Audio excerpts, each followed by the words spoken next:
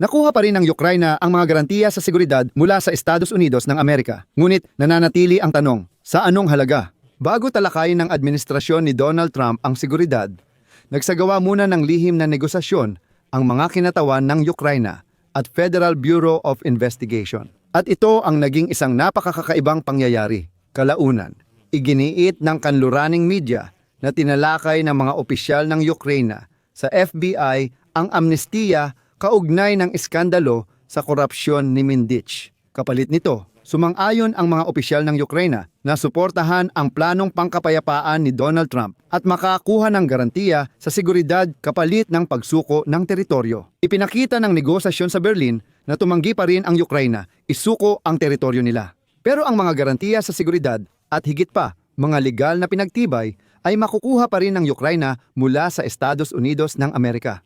Kinumpirma na sa Europa at sa Estados Unidos na pumayag ang administrasyon ni Trump na ratipikahan sa Kongreso ng Estados Unidos ang anumang garantiya sa seguridad. Bukod pa rito, mapipilit si Vladimir Putin na pumayag dito. Nananatiling tanong, ano ang mga konsesyon ng Ukraine? Kung meron at tungkol saan ang napag-usapan ng mga kinatawan ng mambabatas at delegasyon ng Ukraine sa Federal Bureau of Investigation.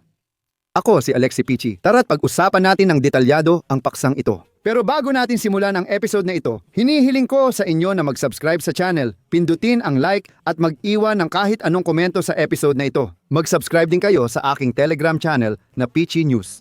Nasa description ng video ang link. Doon kami agad nagpo-post ng balita kapag may bagong impormasyon. Bago ang pangunahing bahagi ng episode, nais ko munang ibahagi ang tungkol sa mga European na garantiya sa seguridad na inilathala matapos naming i-record ang video na ito. Ganito kasi, inilabas ng mga bansang Europeo ang isang komprehensibong plano ng mga garantiya sa seguridad para sa Ukraine, na sumasaklaw sa 6 na pangunahing direksyon ng pagkilos. Una, ang tuloy-tuloy na suportang militar para sa Ukraine. Ang sandatahang lakas ng Ukraine ay may hanggang 800,000 sundalo sa panahon ng kapayapaan para pigilan ang agresyon at protektahan ang teritoryo. Ikalawang punto, ang multinasyonal na puwersa ng Ukraine, pinamumunuan ng Europa at tinutulungan ng Estados Unidos ay binuo sa koalisyon ng mga determinado para sa muling pagbubuo ng sandatahang lakas.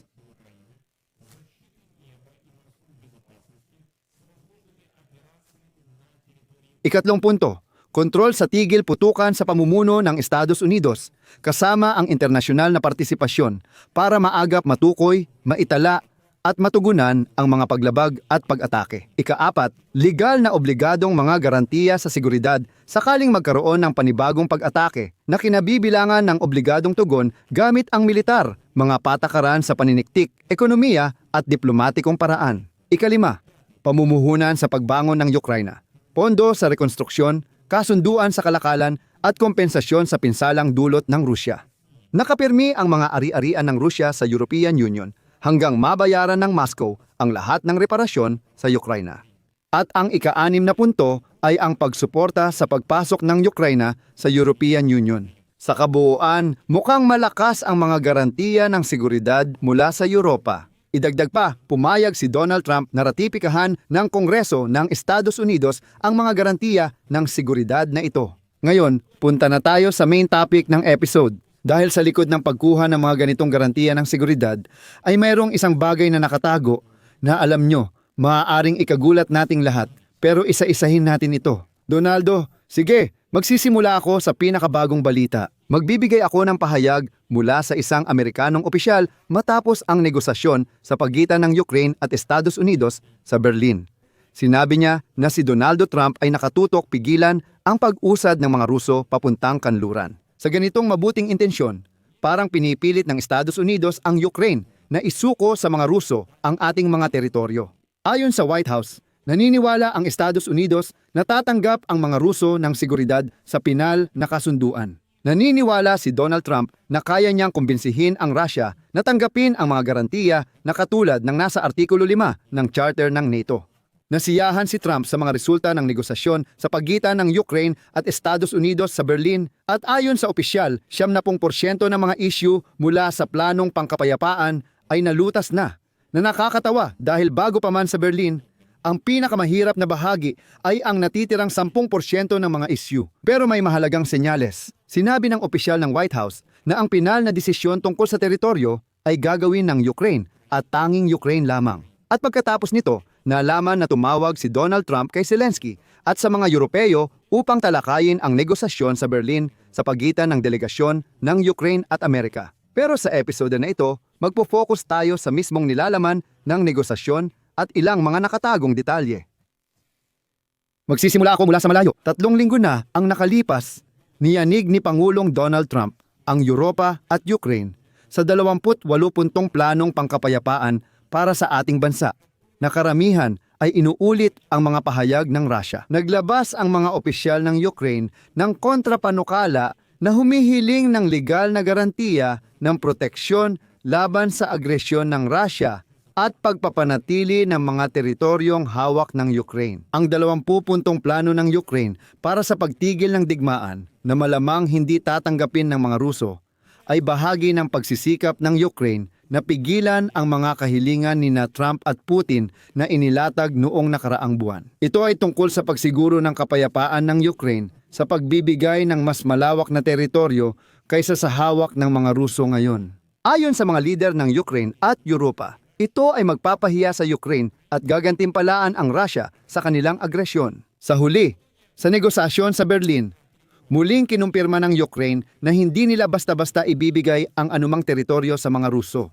Pero ano pa ang mahalaga? Ipinahayag ni Volodymyr Zelensky na ang alok ng Ukraine ay binubuo ng 3 dokumento, kabilang ang isa na naglalaman ng mga plano para sa muling pagbangon ng bansa at isa pa na nag-uutos sa Estados Unidos ng Amerika at mga bansang Europeo na tulungan ang Ukraine sakaling muling umatake ang mga Ruso. Ang dokumento ay may mga garantiya ng seguridad para sa Ukraine laban sa posibleng pag-atake ng mga Ruso sa hinaharap. Matapos ang negosasyon sa Berlin, nalaman na iginiit ng Ukraine ang ilang mga punto. Dapat mapanatili ng Ukraine ang kontrol sa mga teritoryo sa Donbas na kasalukuyang hawak ng sandatahang lakas ng Ukraine. Walang isinusuko ang sinuman. Bukod pa rito, inalis na ang kahilingan ng Estados Unidos na talikuran ng Ukraine ang karapatan nitong sumali sa NATO. Pero ang pinakamahalagang punto ay ang mga garantiya sa seguridad. At ngayon, sinabi ni Vladimir Zelensky na ipinaalam niya sa mga negosyador ng Amerika ang pangangailangang iharap ang mga garantiya sa seguridad sa Kongreso ng Estados Unidos upang mabigyan ito ng legal na bisa at hindi lang basta mga pangako. Sabi niya, hindi na kayang payagan ng Ukraine na basta na lang pumayag sa isa pang Budapest Memorandum o sa isa pang Minsk Agreements. Nadaanan na namin ito ng 2 beses, kaya sa ikatlo, hindi na kami magpapaloko sa mga pangako. At dito nagaganap ang himala. Inihayag ng Puting Bahay na handa ang Estados Unidos magbigay ng legal na garantiya ng seguridad sa Ukraine laban sa mga pag-atake ng Russia. Higit pa rito, sinabi ng Chancellor ng Alemanya na pumayag si Trump na magbigay ng mga garantiya na katulad ng Artikulo 5 ng NATO Charter. Ibig sabihin, kung muling umatake ang Russia, obligado ang Estados Unidos na ipagtanggol ang Ukraine sa paraang legal at militar. Pero may tanong, ano ang nagbago? Dito, inilalabas ng kanluraning media ang isang kawili-wiling at nakakaintrigang paksa. Nagkaroon ng negosasyon sa Berlin, kasabay ng paglabas ng mga detalye tungkol sa isang pagpupulong noong Nobyembre sa Washington sa pagitan ng direktor ng Federal Bureau of Investigation ng United States na si Kash Patel at 2 matataas na opisyal ng Ukraine, si Rostem Umerov, kalihim ng Konseho ng Pambansang Seguridad at Depensa ng Ukraine at pinuno ng delegasyon, at si Alexander Paklad, mataas na opisyal ng panloob na intelihensya ng Ukraine. Si Umerov ay inusisa sa investigasyon ng korupsyon sa Ukraine dahil sa aligasyong dating kasosyo siya sa negosyo ni Volodymyr Zelensky. Si Mindich ay nagbulsa ng hindi bababa sa $100 milyong mula sa pambansang planta ng kuryente ng atom. Ang pagpupulong na ito ay kakaiba dahil si Umerov ay karaniwang hindi nakikipagkita sa FBI bilang bahagi ng kanyang mga tungkulin sa negosasyon, at ang direktor ng FBI ay karaniwang hindi nakikipagkita sa isang dayuhang opisyal na konektado sa malawakang investigasyon ng korupsyon na yumanig sa politika ng kanyang bansa. At nakakatuwa, ang mga kinatawan ni Umerov pati na rin ang mga opisyal ng pamahalaan ng Ukraine sa pangkalahatan, at ang mga kinatawan ng FBI ay tumanggi lamang magbigay ng komento. Kalaunan, inilantad ng Washington Post ang detalye ng mga lihim na pagpupulong. Naglabas ang publikasyon ng 2 bersyon. Una, sinusubukan nitong i-pressure ang opisina ni Pangulong Zelensky na tanggapin ang peace offer ni Trump. Parang sinasabi nila, may hawak kaming kompromiso laban sa iyo at kung kinakailangan, gagamitin namin ito para mag-pressure. Pangalawa, sinasabing tinatangka ni na Umerov at iba pang opisyal ng Ukraine na makakuha ng amnestiya sa posibleng kasong korupsyon nila. Opisyal. Ayon sa kinatawan ng FBI, tinalakay sa mga pagpupulong kay Umerov ang mga pangkalahatang interes ng mga bansa sa larangan ng pagpapatupad ng batas at pambansang seguridad. Anya, nabanggit pa rin ang isyu ng korupsyon sa Ukraine sa usapan, ngunit hindi ito ang pangunahing paksa. Ang kinatawan ng opisina ni Zelensky ay simpleng nagsabi na, at quote, "Kahangalan na iugnay ang lahat sa korupsyon. Iyon lang ang buong komento." Kinumpirma ni Embahador ng Ukraine sa Washington, Olga Stefanishina, ang pagpupulong ni Umerov sa FBI at sinabi niyang ito ay may kinalaman sa mga issue ng pambansang seguridad na hindi maaaring isapubliko. Pero napakahalaga rito na tandaan na parehong si Patel at ang kanyang deputy na si Bongino ay kilala sa kanilang hayagang pagpuna sa Ukraine. Halimbawa, noong Marso ng taong ito, kinwestiyon ni Patel ang laki ng tulong ng Amerika sa Ukraine at hinikayat ang Kongreso na magsimula ng investigasyon tungkol sa maling paggamit ng pondo. Inakusahan ni Bongino si Zelensky na pinoprotektahan si Hunter Biden, na naging bahagi ng Board of Directors ng kumpanyang Ukrainian na nagmimina ng gas na Burisma noong sinimula ni Trump ang investigasyon laban sa kanya.